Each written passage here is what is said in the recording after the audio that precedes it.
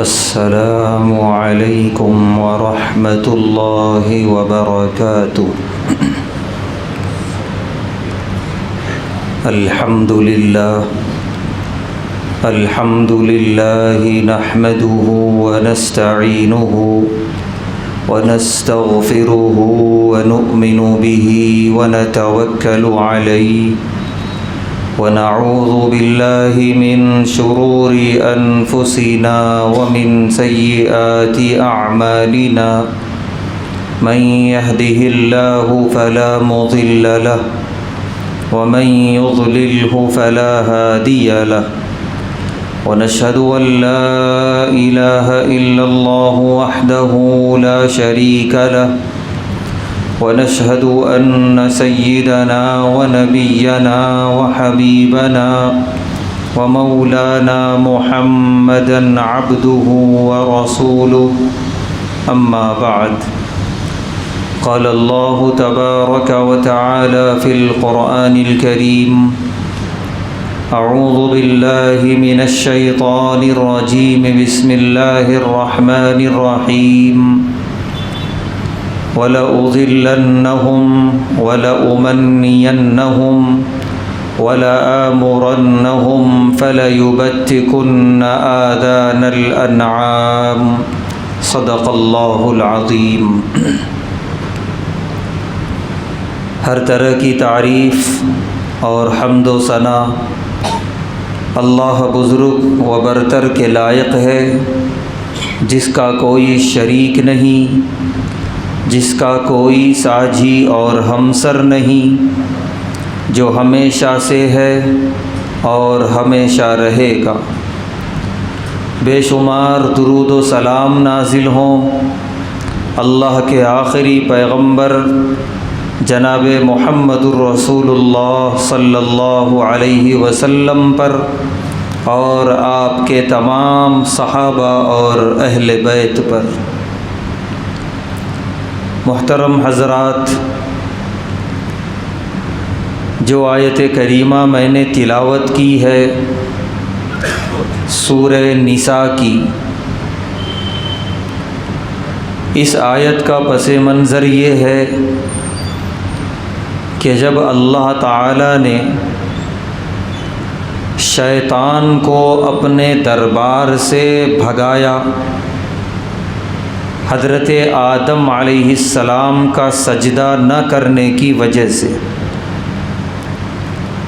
اور کچھ ابلیس کی تکرار ہوئی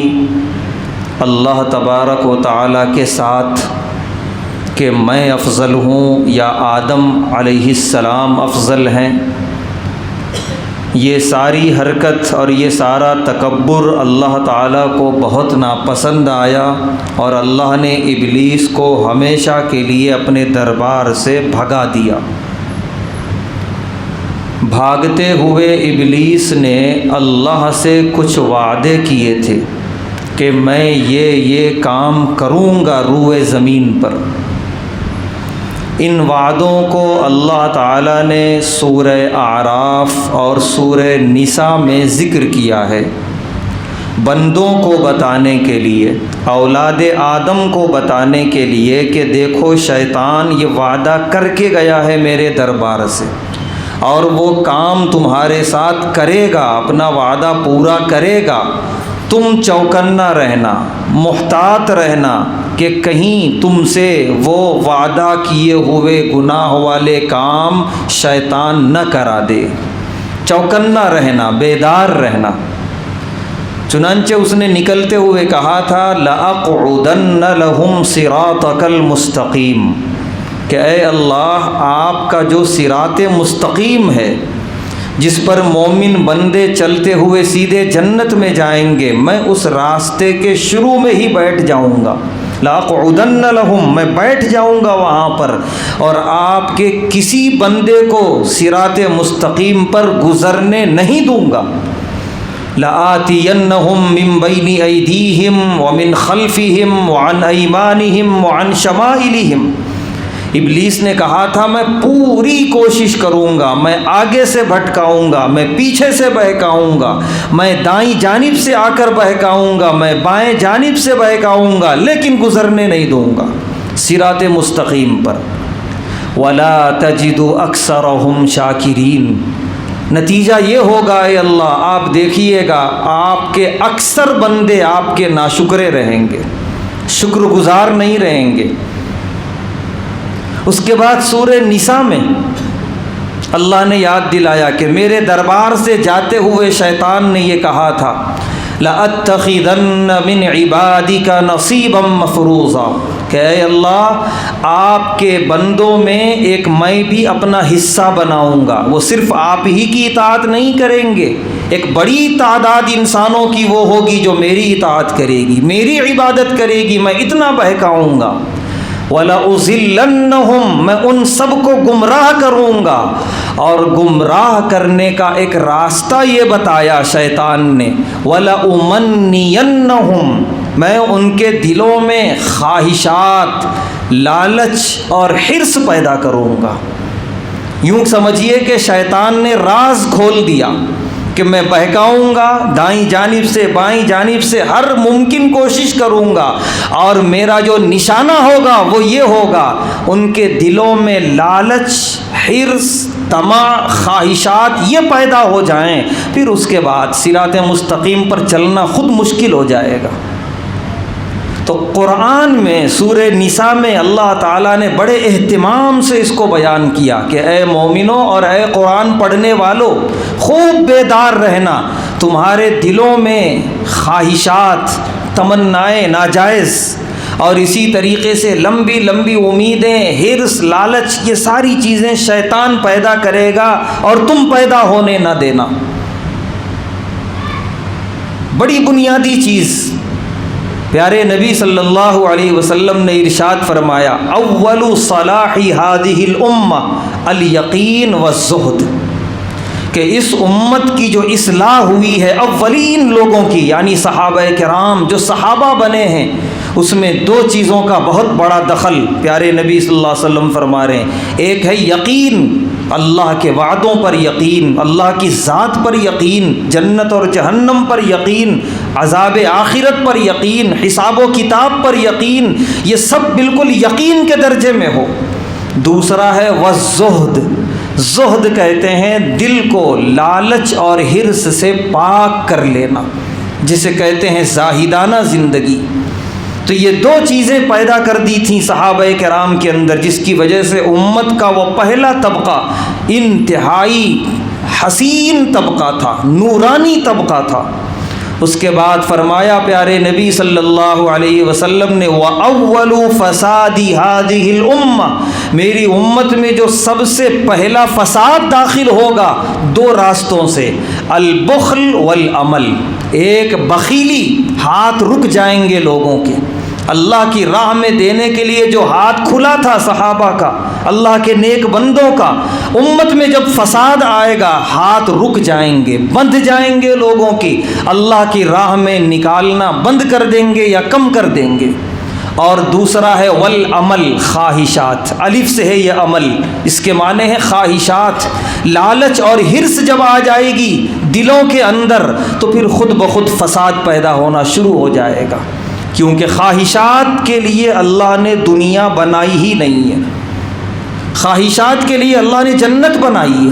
جنت کا جب ذکر کرتے ہیں اللہ تو یوں فرماتے ہیں لہم ما یشاؤون فیہا لہم ما یشتہون، اس طرح کے الفاظ قرآن میں، جو خواہش کریں گے وہ ملے گا،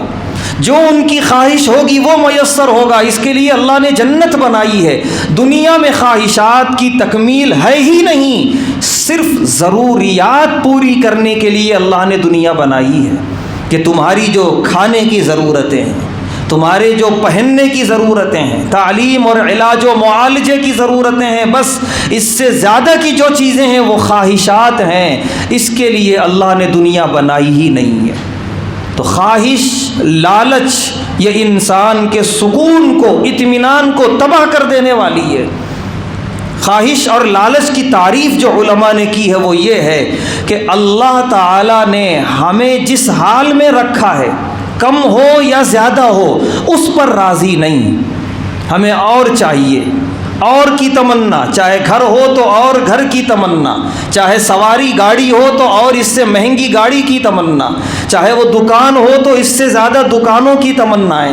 ہاں محنت کر رہے ہیں بغیر کسی ایسی ناجائز خواہش کو دل میں پیدا کیے ہوئے، محنت کر رہے ہیں، اللہ دے رہا ہے اور اللہ کے دینے کی وجہ سے اضافہ ہو رہا ہے، الحمدللہ، مگر اس پر راضی رہیں۔ لیکن ہر دیے ہوئے کو کم کی نظر سے دیکھنا اور کی خواہش رکھنا، یہ ہے لالچ اور حرص۔ تو اللہ جس حال میں رکھے چاہے کم ہو یا زیادہ اس پر راضی رہنا، قناعت برتنا، یہ ہے زہد، یہ ہے اللہ پر رضا، اللہ کے فیصلے پر رضا۔ جتنا بھی اللہ نے دیا ہے کم ہو یا زیادہ اس کو کم کی نظر سے دیکھنا، اور کی تمنا کرنا، اور ملا پھر اور کی تمنا کرنا، اللہ نے اور دیا پھر اس سے زیادہ کی تمنا کرنا، یہ ہے لالچ، یہ ہے حرص۔ تو اسی لیے پیارے نبی صلی اللہ علیہ وسلم نے ارشاد فرمایا کہ ایک بندے کو اگر اس کی خواہش کے مطابق ایک وادی سونا دے دیا گیا وہ دوسرے کی تمنا کرے گا، اگر اللہ کی طرف سے اسے دوسرا بھی دے دیا گیا وہ تیسرے کی تمنا کرے گا۔ پھر اس کے بعد فرمایا پیارے نبی صلی اللہ علیہ وسلم نے، انسان کی خواہش کا پیٹ قبر کی مٹی بھرے گی، اس جیتے جی بھرنے والا نہیں ہے۔ اس لیے خواہشات کی دنیا میں جس نے قدم رکھا اس نے اپنے سکون کو تباہ کیا، اپنے اطمینان کو تباہ کیا، اپنی زندگی کے آرام کو تباہ کیا، اور ہمیشہ ہمیشہ کے لیے بے چینی، بے اطمینانی اپنے اوپر سوار کر لی۔ مثال کے طور پہ کوئی شخص ہے، کوئی نوجوان ہے، وہ محنت کر رہا ہے، محنت کے نتیجے میں اللہ اس کی ضروریات پوری کرنے کے بقدر رزق دے رہے ہیں، اور اللہ دیتے ہیں، یہ اللہ کا وعدہ ہے، اس کا تو اللہ نے وعدہ کیا ہے قرآن میں، تم محنت کرو تمہاری ضروریات میں پوری کروں گا۔ چنانچہ وہ اور اس کے گھر والے پیٹ بھر کے کھاتے ہیں الحمدللہ، اچھے سے اچھا لباس اپنی استطاعت کے بقدر پہن لیتے ہیں، یعنی جتنی ضروریات زندگی کی ہیں وہ سب پوری ہو رہی ہیں، اور وہ بہت اطمینان کے ساتھ بڑی خوشی کے ساتھ زندگی گزار رہا تھا۔ اچانک اسے ملتے ہیں کچھ دوست و احباب، اور پھر اس کے دلوں میں پیدا کرتے ہیں خواہشات کہ تم ابھی یہی ہو، تمہیں تو فلاں ملک میں رہنا چاہیے تھا، تمہاری تنخواہ یہ ہے، تمہاری تنخواہ تو یہ ہونی چاہیے تھی، تمہارا گھر ایسا ہے، تمہارا گھر تو ایسا ہو جانا چاہیے تھا، تمہارے پاس بس اس قسم کی گاڑی ہے، تمہارے پاس گاڑی اس معیار کی ہونی چاہیے تھی، تمہارے بچے اس طرح کے اسکول میں پڑھتے ہیں، ایسے معیاری اسکول میں پڑھنے چاہیے تھے۔ نتیجہ یہ ہوگا کہ اس کے دل میں لالچ اور حرص کا بیج بو دیا، اب اس دن کی جو رات وہ سوئے گا پھر کبھی وہ اتنی بے اطمینان والی رات نہیں گزارا ہوگا۔